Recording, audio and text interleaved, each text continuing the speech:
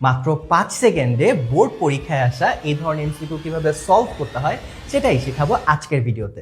So আমরা জানি যে ইনভার্স ম্যাট্রিক্স বের করা কিন্তু একটু টাইম কনজিউমিং ব্যাপার, তাই না? বাট ওই ইনভার্স ম্যাট্রিক্স যদি কিনা একটা স্কেলার ম্যাট্রিক্স হয় বা ডায়াগোনাল ম্যাট্রিক্স হয়, সেটা কিন্তু একদম নিমিষেই করে ফেলা যায়।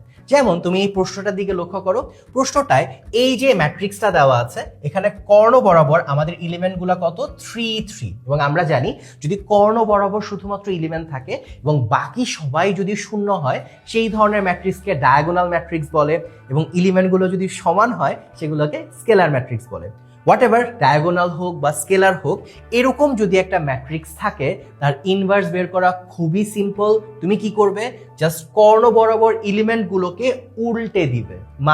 মানে এই 3 এর জায়গায় হবে 1/3 এবং এই 3 এর জায়গায় হবে 1/3। তার মানে এই ক্ষেত্রে আমাদের রাইট অ্যান্সার হচ্ছে অপশন এ।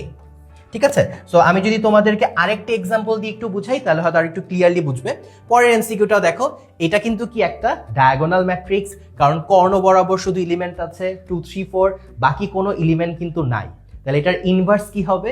এটার ইনভার্স হবে জাস্ট এই কর্ণ বরাবর এলিমেন্টগুলোকে উল্টে দাও, অর্থাৎ 2 এর জায়গায় হবে 1/2, 3 এর জায়গায় হবে 1/3 অ্যান্ড 4 এর জায়গায় হবে 1/4।